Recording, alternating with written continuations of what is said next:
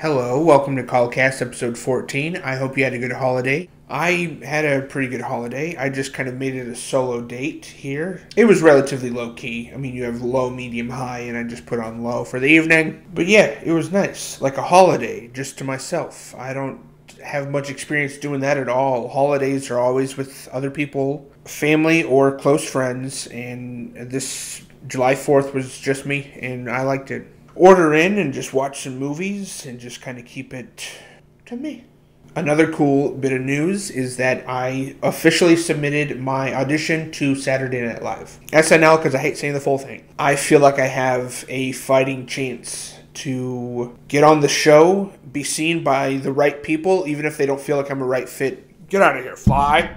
Right fit for the show, or that I'm not fit enough for the show. I feel so bad about myself sometimes. But yeah, SNL submitted. Bam. I will probably end up cutting together all of the stuff that I didn't use in the audition and just post that. And I think a lot of that stuff is funny, but my managers, I sent them 2 drafts, and then they gave me notes on both those drafts, and then I did a third, and then we sent that one to SNL, or NBC. SNL at NBC. She's like, looking at me. What? What, Ricardo?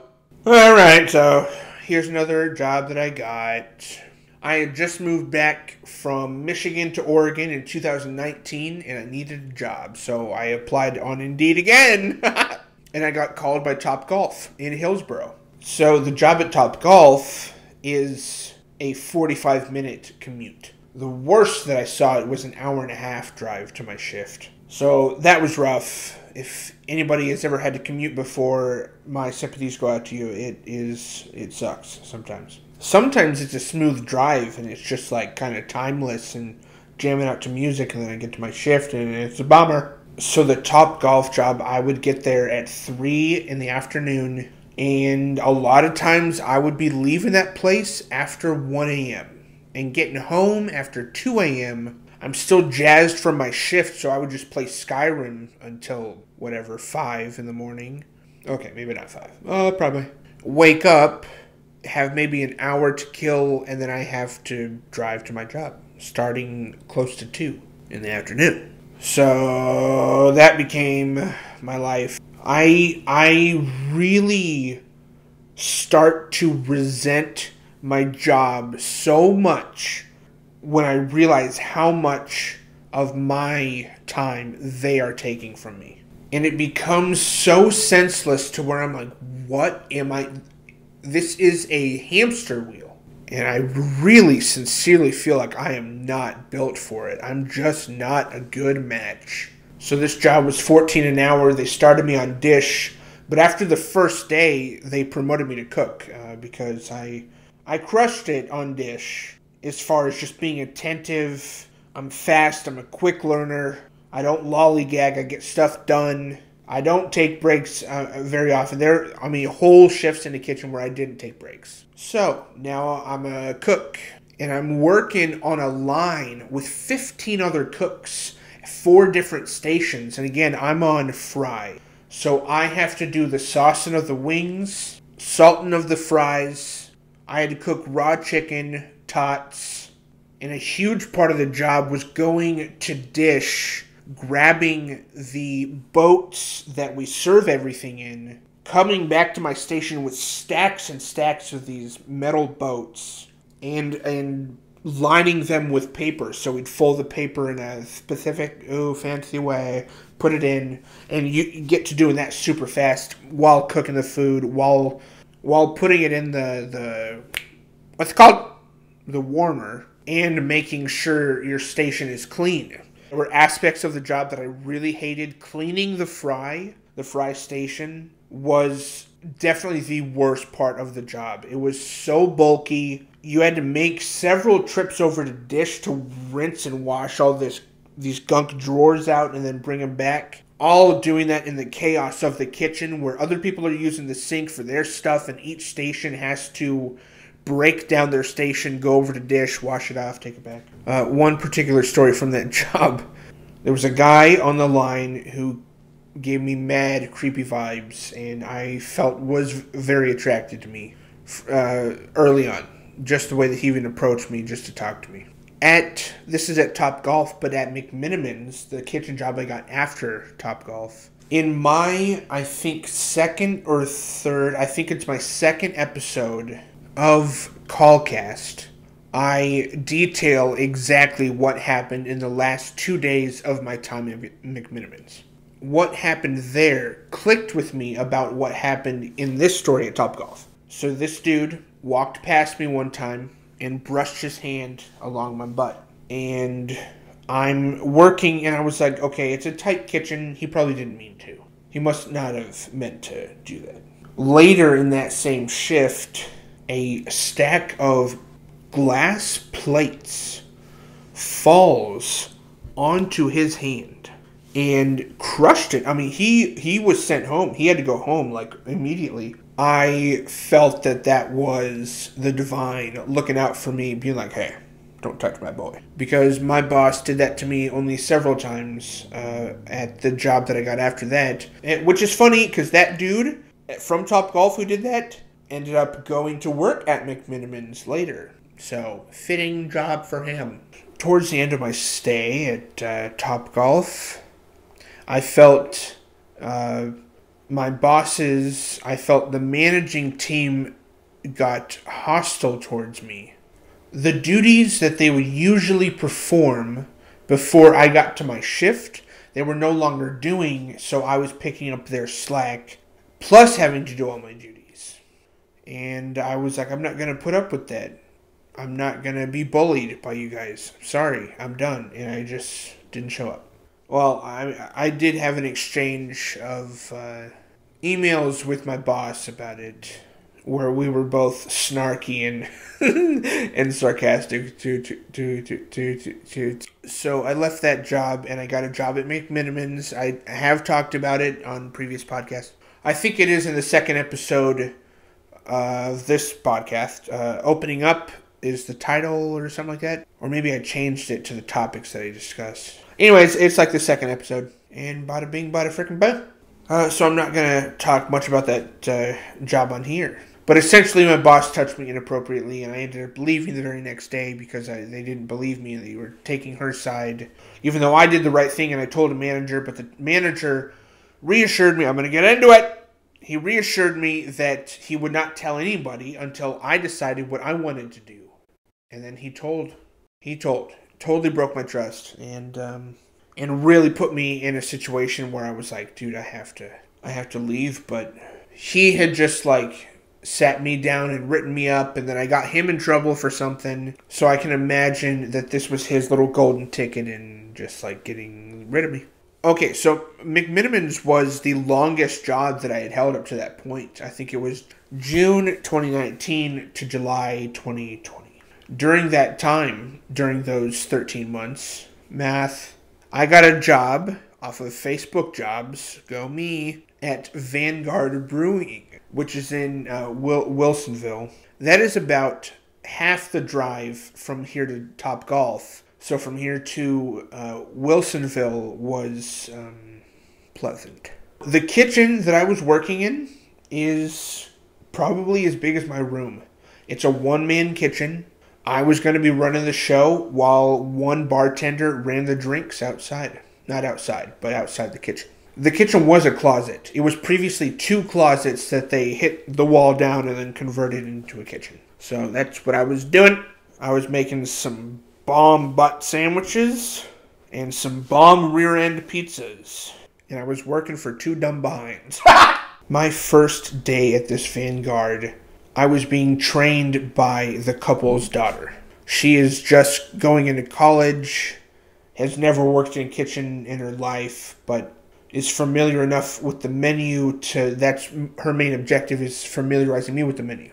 She would do stuff like, all right, so don't set the hot pan on the cutting board because, hot. I'd be like, yes. It was really hard not to be super sarcastic with her. Oh, is that what it was? Oh, is that? But I refrained. The next day or the next shift, the actual cook who was stepping out, he trained me. And he was pretty much like, yeah, unlearn everything she taught you. She did everything wrong. And so it's hard to tell that to my bosses, that, okay, your daughter literally trained me totally incorrectly, and this other cook is telling me to unlearn everything we did together. And I don't think I did tell them that. It might have been informative for them to know that, but so there was butting heads along the way. And so at this point, I was 5 months into my TikTok journey from October to February. This was February. So a full 4 months of TikTok. That's what it was. I made a TikTok on the line. Now the TikTok specifically is what they had an issue with. I put my finger inside my nostril, and then I pretend like I'm going to touch it to the meat, and then I do something where I like shake my head goofily or something like that. It was dumb. It was really stupid. I think it got like 50,000 views or something like that. While I show up to work for my next shift, and they go, hey, can we talk to you? Yeah, sure, yeah. I don't even consider the TikTok at all. Like, I don't know what this is about. What I should have done is put my phone inside the uniform pocket right here and started recording. I should have done that, and maybe even let them know that I was doing that, because this would have been one to record. That couple brought me into the back room and cussed me out about that TikTok. Like foul language right up in my face. And the dude was a veteran, which is interesting because that's so interesting. I didn't even think to bring this guy up in my last episode where I talk about veterans, but that's okay. He is a veteran, and he was shaking so bad. I'll never forget. He was like visibly shaking, and I know that his nerves are probably shot from what he experienced. I don't blame him. I'm not making fun of him. That was just a total observation I had, is I've never seen somebody visibly shaking because he was so upset. But they handed me my last check and my tips and sent me on my way. I did have a Dutch Bros coffee in my hand that I wish I would have thrown at their glass, the glass like outside, because that would have been funny to me and me only. Okay, so that is all the jobs that I've had. So then let's go to November 2020, end of October. I get a job with the state of Oregon. My job with the state is to provide schools and businesses with gloves, gowns, masks, tests, thermometers, and other stuff. Sound familiar? Like, for COVID and stuff. Which, not to brag, but I was a part of, I can't even brag. I was working as a part of Business Oregon, which was only created for COVID, for this objective to get all of this PPE out, not PP. So in all basicalityness, everybody that I started with eventually ended up going to different sectors. So at one point, I was the person responsible for providing Oregon with the PPE that they needed during the COVID. I'll be expecting my statue someday. Or a star in the Walk of Fame, maybe. But not all heroes wear capes. I quit that job. In September 2021, September 14th, for a lot of reasons, but me and my area of coworkers really did not get along for the 3 months that I worked there from when I transferred locations. We just did not get along. I was working with 2 old dudes and 1 dude who was younger than me, but it was them versus me the whole time. Especially the 1 young dude who I was pitted with most of the time. I mean, he trained me, but because he was the only one training me, I felt like he could get away with a lot, and this guy was a psych major, meaning that he's very intelligent and observant, and he knows human behavior. I felt that he and I almost had a Sherlock Holmes and Dr. Moriarty game of chess there. That's what I felt going on. He knew that I was on TikTok, but he didn't have any interest in that, but he kept wanting to know where I lived. I remember that. I felt so uncomfortable with it many, many times, more than I could count or even try to remember. He tried to ask me specific questions about where I lived. Like, hey man, can I drop this off at your front door? And I was like, I just wouldn't respond to him. I'd leave him on red. And I felt that he had the power to train me to do incorrect things on the job, or he would purposefully withhold information from me to make me look stupid in front of the bosses, because at one point he and I were up for the same job. And because he had been there longer, he got the job.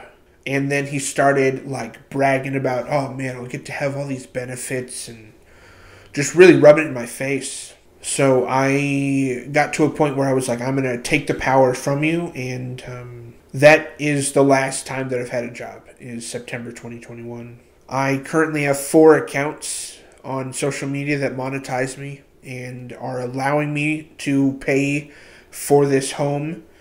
At the beginning of this month, I was able to pay rent.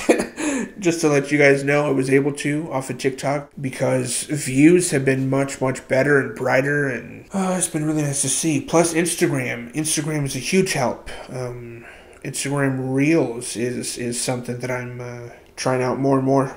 And personally, I would love to not have to get a job again. And I would love for the jobs that I do get to be on TV shows, commercials, movies. Allow social media to help me fund what I really want to do, which is make movies. I think getting the opportunity to create and direct movies and act in them as well, obviously, but write and edit, I want full control over that thing. And I want a budget. I want to hire good actors. I want to hire a good crew. I want to hire people that I know who are good at their job and that I can pay for their service. And I'm really passionate about that. I'm bad at segueing into another topic, so I'll just force it in. I've been walking a lot recently, as I've said before, but there's a whole life, like a whole world that you don't see when you're driving. So specifically, the neighborhood that I live in, at least in 2014, I can only imagine it's not progressed in a positive way, but like more in a negative way. What's that called? It's not digressed. It's negatively progressed. Where at least in 2014, there were like meth houses and just a lot of robberies. What I have noticed is other people on the street, and to be honest, I definitely have a fear of being approached or worse, robbed.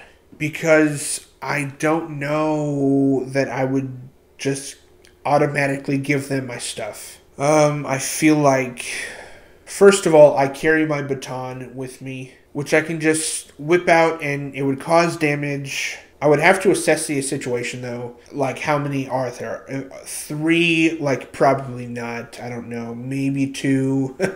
But there are a couple things that I know about the situation should it occur. I know that I'm going to get out of breath quick.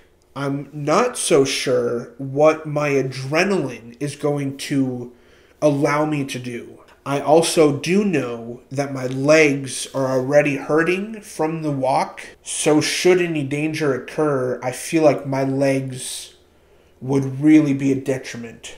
And I also know that nobody's going to rob without a weapon of their own, which could be hidden and I might not see. So even just for that reason, probably just handing it over would be best. But I also know that I'm an imposing figure. I'm 5'10". I'm a beefy guy. In a hoodie and walking at the pace that I do walk, I hope is enough of a deterrent to anybody wanting to maltreat me. There have been 3 sketchy instances in the past week and a half. I'm going to start with the first one, which, okay, so my apartment complex has a gate. There's a couple of entrances where you can enter a code and walk through, or there's the main gate that you drive through if you have a car. I am approaching my gate to walk into my apartment, and there's a guy trying to get out of the apartment. He tries a code and it doesn't work. He tries his code again, and it doesn't work. And then he sees me approach wanting to get in, and he steps back and lets me enter in my code. And he enters, nope. He asks me a question. Is it the same code for everybody? Red flag. Because if you lived here, you would know that you have 2 codes of your own and that they're nobody else's. So why are you asking me that? That red flag made the other 2 times that I just saw him enter in the code and get denied, red flag. But I thought he's trying to get out of my apartment complex. So that is weird. That's kind of making it okay. I enter in my code, I open, I walk through, and I go to close the gate, but then I hold it open for him. And the reason that I hesitated is because that's my code that I just entered. So if I hold the door open for him and walk away, this guy could do anything. Let anybody in, and it would be on my code. So check this out. I hold the gate open for him. He grabs it. He goes, oh, thank you. Kind of unexpectedly, it seemed.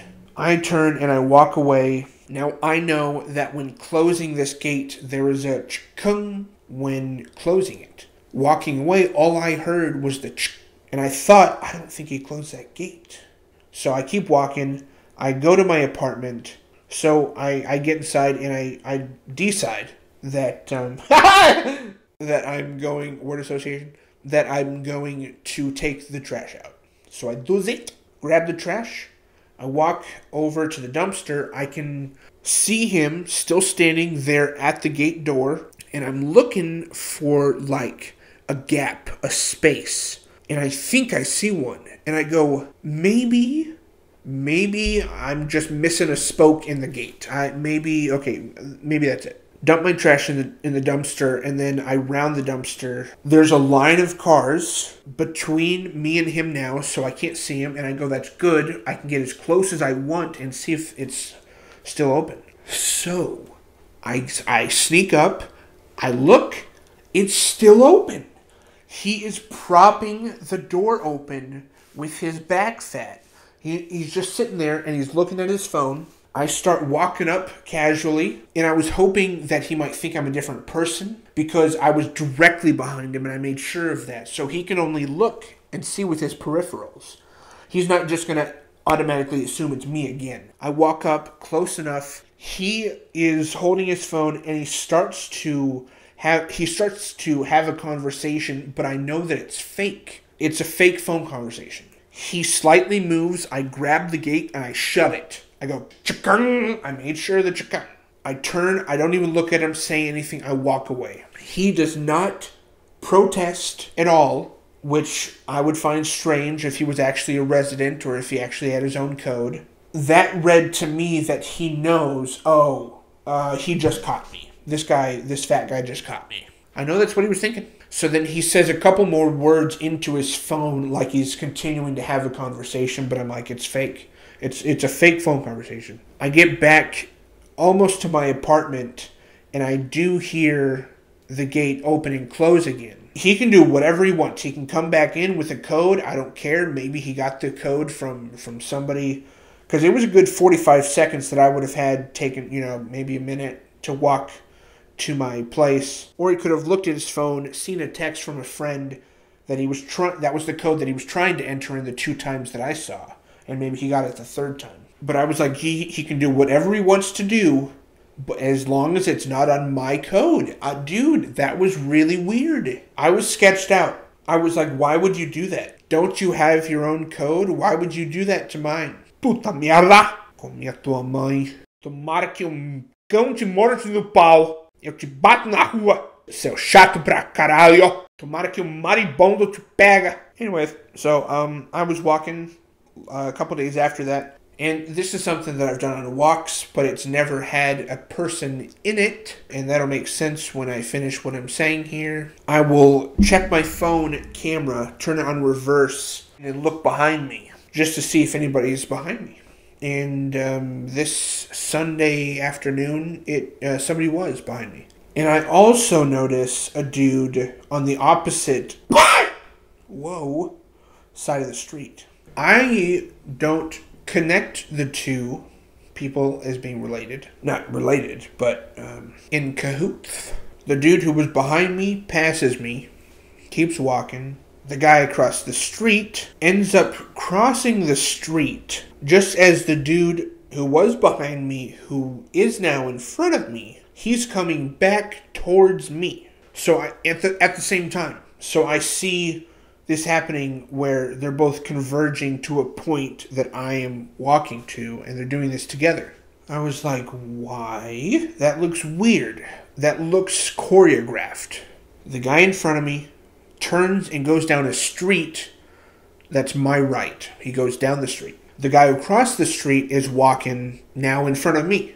He takes his place. And then it occurs to me at some point when I cross the street, I keep walking, my light is coming up ahead, and I think, oh shoot, is the dude who was behind me and then in front of me, and then is he going to be behind me again? And then is this dude are they going to sandwich me right now? It was weird.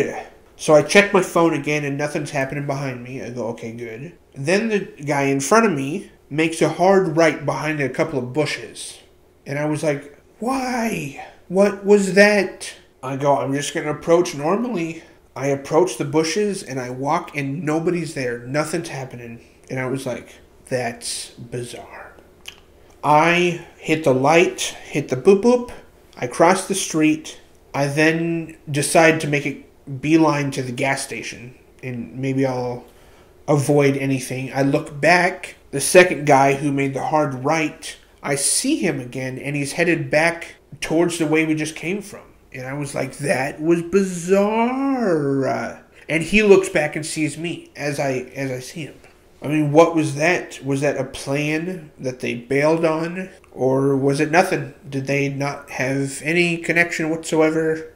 It's a sketchy area around there.